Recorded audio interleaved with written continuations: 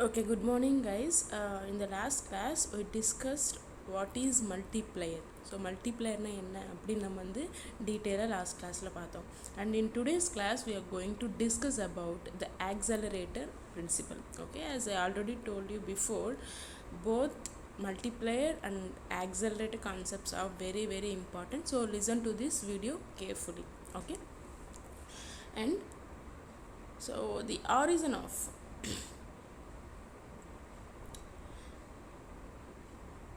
the origin of accelerator principle can be traced back in the writings of Italian their 1909 and Hartree 1913 and Bickerdike 1914. Okay, so in the accelerator principle ஓட origin இதோட starting point வந்து நம்மளால் எங்கே பார்க்க முடியும் அப்படின்னு பார்த்தீங்கன்னா, so அஃப்டாலியன், ஹார்ட்ரே and பிக்கார்டைக் அப்படிங்கிற 3 பேர் வந்து அவங்க எழுதுனதில் வந்து நம்ம வந்து இதோட ஆரிஜன் நம்ம வந்து லைட்டாக பார்க்க முடியும்.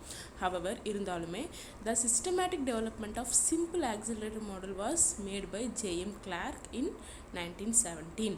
ஓகே, ஒரு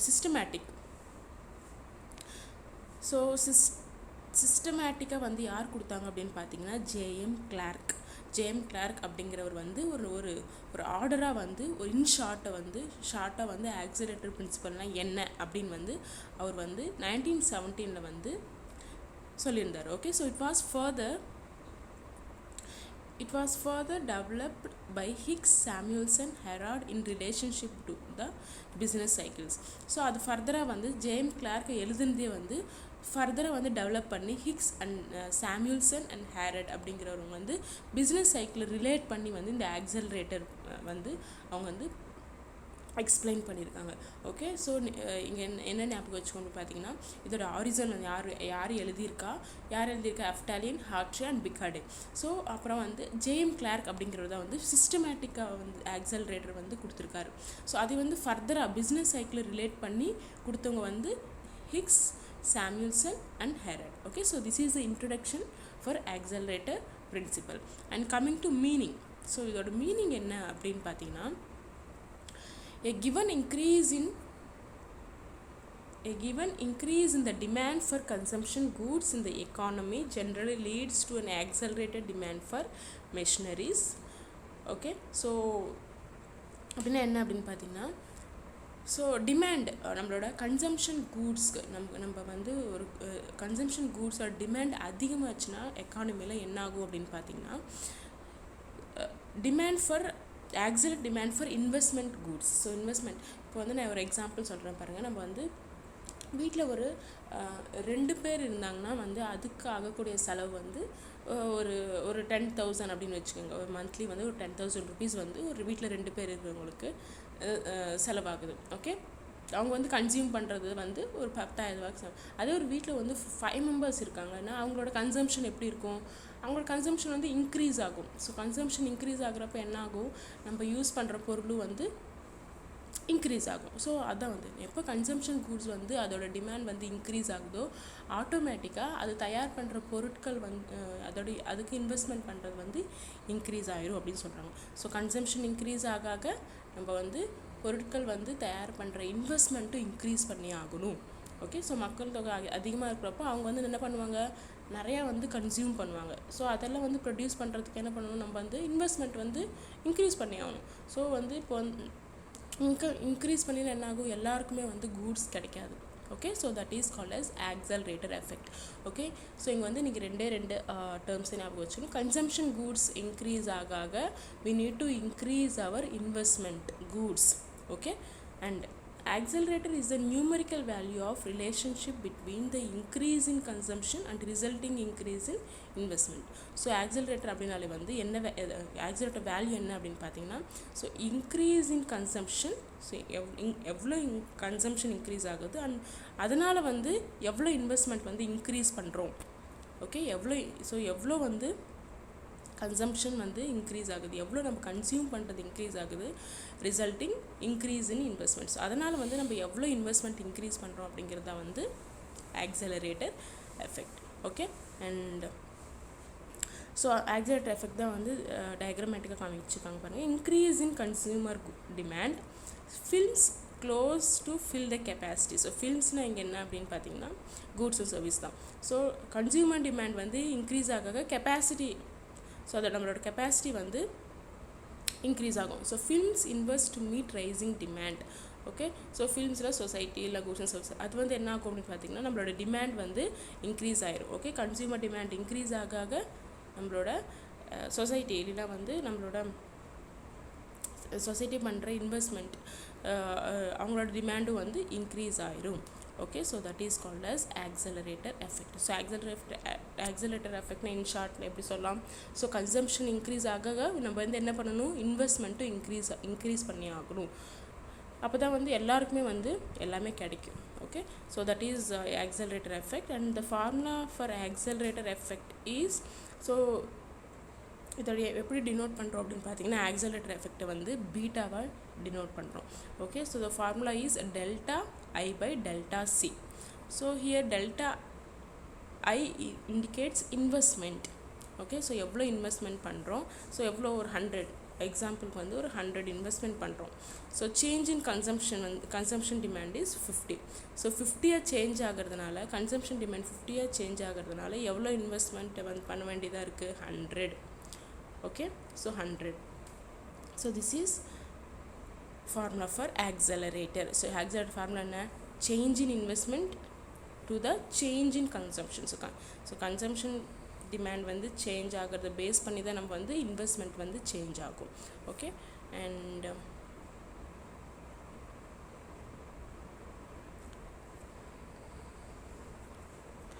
coming to definition. ஸோ நீங்கள் வந்து டெஃபினிஷன் வந்து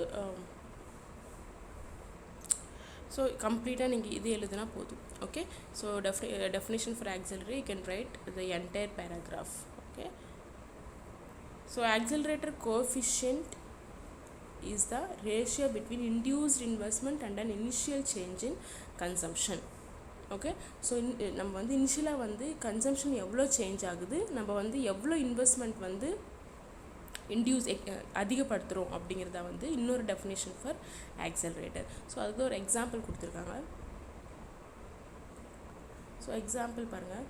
so assuming the expenditure of 50 crores on consumption goods if industries leads to an investment of 100 crores in investment goods industries.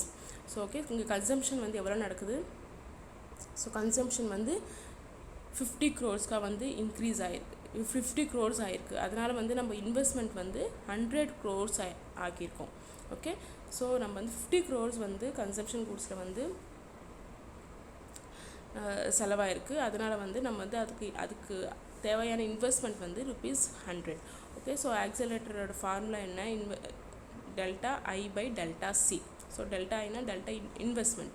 So எவ்வளோ இன்வெஸ்ட்மெண்ட் நடக்குது, 100 பை நம்ம சேஞ்ச் எவ்வளோ change ஆகுது consumption கூட்ஸில் 50. So 100 by 50 gives, okay, so 2. So this is example. And assumptions. So நம்மளோட few assumption பண்ணியிருக்காங்க for accelerator effect. அது என்ன அப்படின்னு பார்க்கலாம். So first point is absence of excess capacity in consumer goods industries. Okay, so நம்ம வந்து எதையுமே வந்து அளவாக தான் வந்து நம்ம வந்து ப்ரொடியூஸ் பண்ணுவோம். எதுவும் வந்து கன்சியூமர் கூட்ஸ் இண்டஸ்ட்ரீஸில் வந்து எக்ஸஸாக இருக்காது அப்படிங்கிற ஒரு அசம்ஷன் பண்ணியிருக்காங்க. And second point is constant capital output ratio. So constant capital அவுட்புட்னா என்ன அப்படின்னு பார்த்தீங்கன்னா, நம்ம வந்து எவ்வளோ இன்வெஸ்ட்மெண்ட் பண்ணுறோமோ அதுக்கு தகுந்த மாதிரி நமக்கு அவுட்புட், அதுக்கு தகுந்த மாதிரி நமக்கு ப்ராஃபிட் கிடைக்கும். ஸோ இந்த நம்மளோட இன்வெஸ்ட்மெண்ட் பண்ணுறதுக்கு தகுந்த மாதிரி நமக்கு வந்து ப்ராஃபிட் கிடைக்கும். இது ரெண்டோட ரேஷியோ எப்படி இருக்குமா, எப்பயும் கான்ஸ்டண்ட்டாக இருக்குமா, நம்ம எவ்வளோ போடுறோமோ நமக்கு அவ்வளோ கிடைக்கும் அப்படிங்கிற ஒரு அசம்ஷன் பண்ணியிருக்காங்க. And increase in demand is assume to be permanent.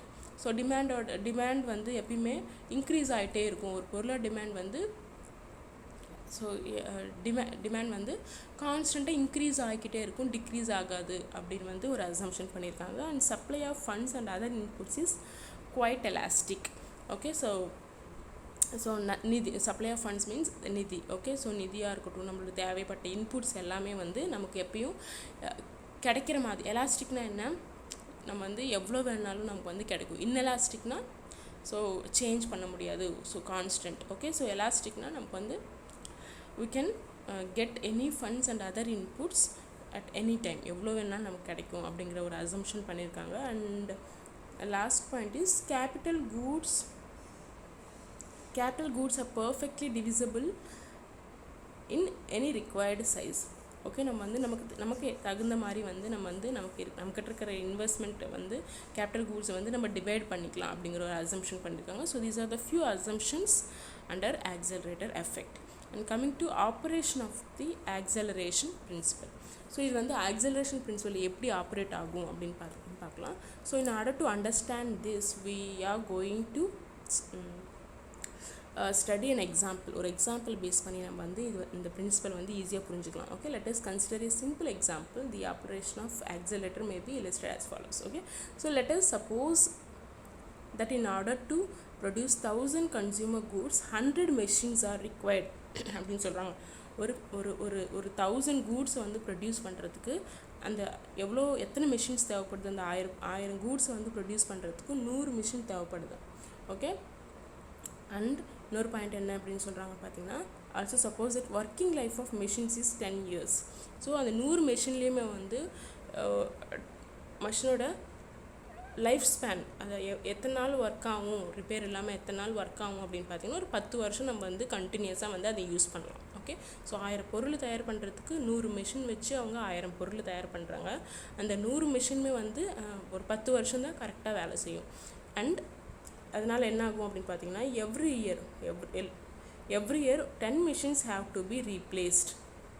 Okay, so ஒவ்வொரு வருஷமும் நம்ம வந்து ஒரு 10 மெஷின் வந்து ரீப்ளேஸ் பண்ணிகிட்டே இருக்கும். 10 மெஷின் வந்து ரிப்பேர் ஆகிட்டே இருக்குது.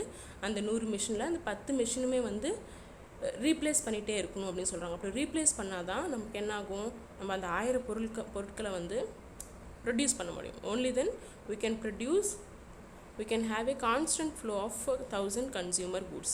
ஓகே, ஸோ 100 மிஷின் கண்டிப்பாக இருந்தால் தான் வந்து நம்மளால் வந்து அந்த 1000 பொருட்கள் வந்து தயார் பண்ண முடியும் இல்லையா? அந்த 100 மிஷினில் எந்த ஒரு 10 மிஷின் வந்து இல்லாமல் போனாலுமே நம்மளால் அந்த 1000 கன்சியூமர் கூட்ஸ் வந்து ப்ரொடியூஸ் பண்ண முடியாது. அதனால நம்ம வந்து வருஷத்துக்கு ஒருக்க ஒரு 10 மிஷின் வந்து ரிப்பேர் ஆகுதா, அந்த 10 மிஷின்ஸை வந்து ரீப்ளேஸ் பண்ணிகிட்டே இருக்காங்க, புதுசாக வாங்கி போடுறாங்க.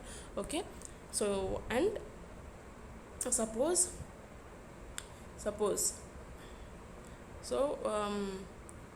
சப்போஸ் என்ன நடக்குது, அந்த demand for consumer goods rises 10%. Okay, so 1000 consumer கூட்ஸை ப்ரொடியூஸ் பண்ணிகிட்டே இருந்தாங்க.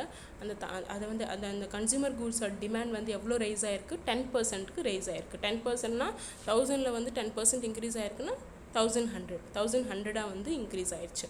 This results in increase in demand for 10 more machines. So 10% வந்து இன்க்ரீஸ் ஆச்சுன்னா வந்து இன்னொரு 10 மிஷின் எக்ஸ்ட்ரா போட்டால் தான் அந்த 10% கன்சியூமர் கூட்ஸை ப்ரொடியூஸ் பண்ண முடியும் இல்லையா? ஸோ இப்போ வந்து so that total demand for machines is 20 அப்படின்னு சொல்கிறாங்க. ஸோ 20 அப்படின்னு பார்த்தீங்கன்னா 10 ஃபார் ரீப்ளேஸ்மெண்ட். 10 வருஷத்துக்கு ஒருக்கா நம்ம வந்து 10 ரீப்ளேஸ் பண்ணுறோம். அண்ட் அந்த increase in consumer demand increase ஆச்சு இல்லையா? ஸோ அதனால் வந்து ஒரு ப்ளஸ் எக்ஸ்ட்ரா 10. ஓகே, டோட்டலாக வந்து நமக்கு எத்தனை மெஷின்ஸ் தேவைப்படுது? 20 மெஷின்ஸ் தேவைப்படுது. ஓகே, ஸோ இங்கே நம்ம என்ன நோட் பண்ணணும் அப்படின்னு பார்த்தீங்கன்னா, so it may be noted here that 10% increase in demand for consumer goods causes 100% increase in demand for machines அப்படின்னு சொல்கிறாங்க. ஒரு 10% டிமாண்ட் வந்து கன்சியூமர் கூட்ஸ்க்கு இன்க்ரீஸ் ஆனாலுமே நமக்கு வந்து மிஷினோட வந்து தேவை வந்து 100% இன்க்ரீஸ் ஆகுது. ஸோ எப்படி அப்படின்னு பார்த்தீங்கன்னா, ஸோ 10% மெஷின் வந்து நம்ம ரீப்ளேஸ் பண்ணி ஆகணும்.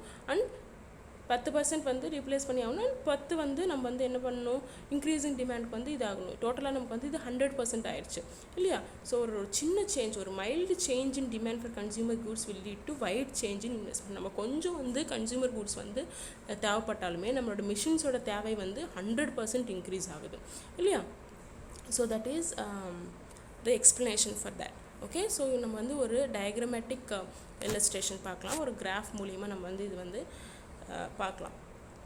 அண்ட் ஃபார் கிராஃப் நம்ம எக்ஸ் ஆக்சிஸில் வந்து they are taking income. Okay, in Y axis வந்து ஸோ இதில் வந்து எவ்வளோ வந்து நம்ம இன்கம் சம்பாதிக்கிறோம், அண்ட் ஒய் ஆக்சிஸில் வந்து நம்ம வந்து எவ்வளோ இன்வெஸ்ட்மெண்ட் பண்ணுறோம் அண்ட் எவ்வளோ சேவ் பண்ணுறோம் அப்படிங்கிறத வந்து ஒய் ஆக்சிஸில் எடுத்துக்கலாம். ஓகே, ஸோ எஸ் அப்படிங்கிறத வந்து சேவிங்ஸ் கர்வ். எஸ் எதை குறிக்குது? ரெட் லைன் நம்ம வந்து எவ்வளோ சேவ் பண்ணுறோம் அப்படிங்கிறது குறிக்குது. And I1 and I indicates investment. Okay, so I1 and I வந்து நம்ம எவ்வளோ இன்வெஸ்ட்மெண்ட் பண்ணுறோம் அப்படிங்கிறது வந்து இண்டிகேட் பண்ணுது. Okay, let's get started. So நான் ஆல்ரெடி சொன்ன மாதிரி SS வந்து சேவிங்ஸ் கர்வ் அந்த red line, and I1 is the investment curve, எவ்வளோ இன்வெஸ்ட்மெண்ட் பண்ணுறோம் அப்படின்னு நம்ம வந்து பார்க்குறோம். And at point E1, so at point E1ல என்ன ஆகுது அப்படின்னு பார்த்தீங்கன்னா, ஸோ நம்ம வந்து அட் பாயிண்ட் E1 நம்மளோட இன்கம் வந்து OY1. ஓகே, ஸோ நம்மளோட இன்கம் வந்து OY1, நம்ம எவ்வளோ இன்கம் சம்பாதிக்கிறோம் அப்படிங்கிறது வந்து OY1, அண்ட் நம்ம எவ்வளோ இன்வெஸ்ட்மெண்ட் பண்ணுறோம் அப்படிங்கிறது வந்து OI2. Okay, so at this point at point E1 நம்ம எக்கானமி வந்து ஈக்குலிபிரியமில் இருக்குது. இந்த பாயிண்டில் வந்து நம்ம வந்து OY1 வந்து நமக்கு இன்கம் வருது, அண்டு OY2 வந்து நமக்கு வந்து இன்வெஸ்ட் பண்ணுறோம். ஓகே, ஸோ இப்போ வந்து நம்ம அதே மாதிரி தான். ஸோ அட் பாயிண்ட் E2ல வந்து நம்ம வந்து இன்கம் வந்து OY2 வருது. ஸோ அட் பாயிண்ட் E2 நம்மளோட இன்கம் வந்து OY2ஆக இருக்கும், அண்ட் நம்ம இன்வெஸ்ட்மெண்ட் வந்து OI3ஆக இருக்கும். இந்த same way at point E3 நம்மளோட income will be OY3 and OY4. Okay, hope you guys are understanding.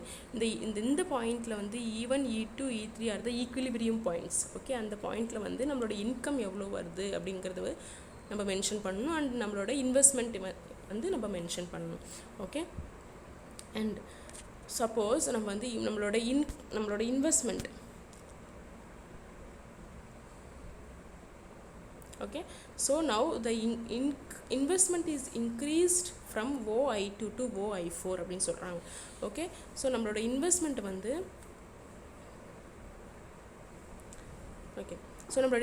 வந்து OI2லேருந்து OI4ல் வந்து இன்க்ரீஸ் ஆயிடுச்சு அப்படின்னா வந்து நம்மளோட இன்கம் எப்படி இன்க்ரீஸ் ஆகும், OY2லேருந்து OY3க்கு இன்க்ரீஸ் ஆகும் இல்லையா, OY2லேருந்து OY3க்கு இன்க்ரீஸ் ஆகும். ஸோ இப்போ வந்து இந்த increase in income and investment வந்து எப்படி இருக்கும் அப்படின்னு பார்த்தீங்கன்னா, it is from external source. Okay, so the increase in investment from I2 to I4 is purely exogenous அப்படின்னு சொல்கிறாங்க. எக்ஸோஜனஸ்னால் என்ன அப்படின்னு பார்த்தீங்கன்னா, from external source. Okay, so நம்ம வந்து எக்ஸ்டர்னல் சோர்ஸ்னால் என்ன, இப்போ நார்மலாக வந்து I2லேருந்து I3க்கு தான் இன்க்ரீஸ் ஆகணும் இல்லையா. ஸோ I2லேருந்து I3க்கு இன்க்ரீஸ் ஆகணும், அண்ட் I3லேருந்து I4க்கு இன்க்ரீஸ் ஆகணும். ஓகே, இது வந்து என்ன ஆகுது, இங்கே இந்த இடத்துல நமக்கு I2லேருந்து I4க்கு டைரெக்டாக இன்க்ரீஸ் ஆகுது. ஸோ இது வந்து ஒரு ஸ்டெப்பு ஸ்கிப் பண்ணி இன்க்ரீஸ் ஆகுதுன்னா அதோட மீனிங் என்ன அப்படின்னு பார்த்தீங்கன்னா, நம்ம ஒரு எக்ஸ்டர்னல் எஃபெக்ட் இருந்தால் மட்டும்தான் வந்து நம்மளால் I2லேருந்து I4க்கு வந்து இன்க்ரீஸ் ஆக முடியும். ஓகே, ஸோ டபுளாக வந்து இன்வெஸ்ட்மெண்ட் அண்ட் இன்கம் வந்து இன்க்ரீஸ் ஆகிருக்கு. ஸோ டபுளாக இன்க்ரீஸ் ஆகிருக்குதுன்னா என்ன, அதோட மீனிங் என்ன அப்படின்னு பார்த்தீங்கன்னா, மல்டிப்ளேயர் எஃபெக்ட். இன்கம் வந்து டபுள் ஆச்சு, நம்மளோட இன்வெஸ்ட்மெண்ட் டபுள் ஆச்சுன்னா என்ன, நம்ம மல்டிப்ளேயர் எஃபெக்ட் படிச்சிருக்கோம், அது வந்து due to multiplier effect. Okay, so அதான் நெக்ஸ்ட் பாயிண்ட் படிக்க போகிறோம். ஸோ த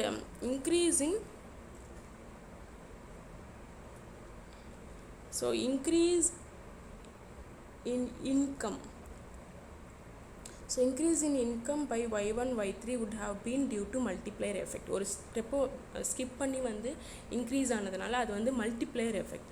ஆனால் இந்த டயக்ராமில் பார்த்தீங்கன்னா, but in this diagram it is assumed that exogenous investment is only by I2 to I3 and induced investment is by I3 and I4 அப்படின்னு சொல்கிறாங்க. Therefore increasing income by Y1 and Y2 is due to multiplier effect, and increase in income by Y2 to Y3 is due to accelerator effect அப்படின்னு சொல்கிறாங்க.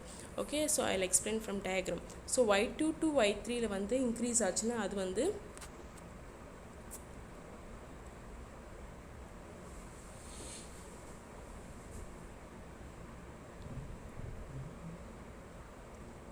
Okay, so Y1 to Y2ல increase ஆச்சுன்னா அது வந்து so multiplier effect, and Y2லேருந்து Y3ல increase ஆச்சுன்னா that is accelerator effect.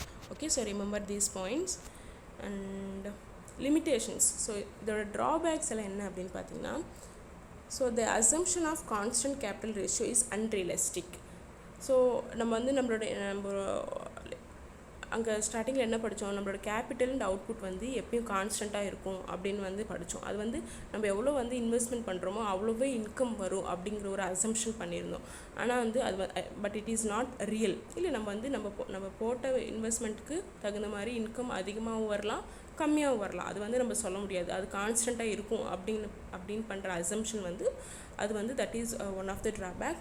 And resources are available only before full employment. Okay, so இன்னொரு ரிசோர்ஸஸ் வந்து நமக்கு வந்து எப்போ கிடைக்கும், ஃபுல்லாக எல்லா எம்ப்ளாய்மெண்ட் நமக்கு வந்து இருந்தால் மட்டுமே வந்து நமக்கு ரிசோர்ஸஸ் கிடைக்கும். So that is also one of the drawback. And excess capacity in capital goods industries assumed. Okay, so நம்ம வந்து கேபிட்டல் கூட்ஸ் இண்டஸ்ட்ரீஸில் வந்து எப்பயுமே வந்து எக்ஸஸ் கெப்பாசிட்டி இருக்கும் அப்படின்னு வந்து ஒரு அசம்ஷன் பண்ணியிருக்காங்க. That is also not true. And accelerator will work only if the increase demand is permanent. Okay, increased accelerator எந்த சுச்சுவேஷனில் ஒர்க் ஆகும் அப்படின்னு பார்த்தீங்கன்னா, டிமாண்ட் வந்து இன்க்ரீஸ் ஆகிட்டே இருந்தால் மட்டுமே வந்து நம்ம வந்து இந்த ஆக்சிலரேட்டர் பிரின்சிபலை யூஸ் பண்ண முடியும். ஸோ டிமாண்ட் இல்லாத ஒரு சுச்சுவேஷனில் வந்து நம்மளோட ஆக்சிலரேட்டர் இந்த கான்செப்ட் வந்து நம்மளால் யூஸ் பண்ண முடியாது. Okay, and accelerator will work only when credit is available easily. And நமக்கு வந்து கிரெடிட் வந்து ஈஸியாக கிடைக்கிறப்ப மட்டுமே வந்து நம்மளால் ஆக்சிலரேட்டர் யூஸ் பண்ண முடியும். ஓகே, ஸோ கிரெடிட் கிடைக்கணும், எல்லா பொருட்களும் டிமாண்ட் அதிகமாக இருக்கணும், அண்டு ஃபுல் எம்ப்ளாய்மெண்ட்டாக இருக்கணும். இந்த மாதிரி சுச்சுவேஷனில் மட்டும்தான் நம்மளால் வந்து ஆக்சிலரேட்டர் யூஸ் பண்ண முடியும். ஓகே, ஸோ இந்த மாதிரி சுச்சுவேஷன்ஸ் வந்து ஃபெயில் ஆகுதுன்னா வந்து we cannot use the accelerator effect. Okay, and sixth drawback is if there is unused or excess capacity in consumer goods industry, the accelerator principle would not work. So எல்லா கூட்ஸுமே வந்து டிமாண்டுக்கு ஏற்ற மாதிரி நமக்கு விற்று போகணும். ஸோ ஏதாவது வந்து யூஸ் ஆகாமல் இருக்குது, ஏதாவது வந்து விற்று போகாமல் இருக்குது அப்படின்னா வந்து அந்த மாதிரி situation also we cannot use the accelerator effect. Okay, so this is about accelerator effect. If you have any doubts in graph, you can call me. Okay, and coming to super multiplier. Okay, super multiplier na enna appdin pathina, in order to measure the total effect of initial investment on income, Hicks has combined the like multiplier and accelerator mathematical and given its name super multiplier appdin solranga. So in order to measure the total effect of initial investments, okay, நம்ம வந்து initial இன்வெஸ்ட்மெண்ட்டோட total effect வந்து நம்ம வந்து find out பண்ணுறதுக்கு Hicks என்ன பண்ணியிருக்காரு அப்படின்னு பார்த்தீங்கன்னா, K and beta multiplier and accelerator கான்செப்டை வந்து கம்பைன் பண்ணியிருக்காரு. ஸோ இந்த கம்பைன் பண்ண கான்செப்ட் தான் வந்து நம்ம வந்து சூப்பர் மல்டிப்ளையர் அப்படின்னு சொல்கிறோம். So the super multiplier is worked out by combining both induced consumption and induced investment. Okay, so இது நம்ம வந்து எப்படி ஆப்ரேட் பண்ணுவோம் அப்படின்னு பார்த்தீங்கன்னா, by combining both induced consumption and induced investment. Okay, so induced consumption and induced இன்வெஸ்ட்மெண்ட்னா என்ன அப்படின்னு பார்த்தீங்கன்னா, ஸோ நமக்கு வந்து ஆல்ரெடி தெரியும் இன்டியூஸ்ட் இன்வெஸ்ட்மெண்ட்னா என்ன அண்ட் இன்டியூஸ்ட் கன்சம்ஷன்னா என்ன அப்படின்னு. ஓகே, ஸோ இன்டியூஸ்ட் கன்சம்ஷன்னா நமக்கு வந்து இன்டியூஸ்ட்னாலே வந்து நம்ம வந்து ஒரு ப்ராஃபிட் எதிர்பார்த்து பண்ணுறது தான் வந்து induced consumption and induced investment. Okay, and this is about super multiplier. Super மல்டிப்ளையர்னால் நம்ம வந்து எப்போல்லாம் வந்து இந்த மல்டிப்ளையர் அண்ட் ஆக்சிலரேட்டர் கம்பைன் பண்ணுறோமோ அதுதான் வந்து சூப்பர் மல்டிப்ளையர். இது எதுக்கு பண்ணுறோம் அப்படின்னு பார்த்தீங்கன்னா, ஸோ இனிஷியலாக பண்ணுற இன்வெஸ்ட்மெண்ட் அண்ட் இன்கமோட எஃபெக்ட் தெரிஞ்சுக்கிறதுக்காக நம்ம வந்து இந்த சூப்பர் மல்டிப்ளையர் வந்து படிக்கிறோம். Okay, and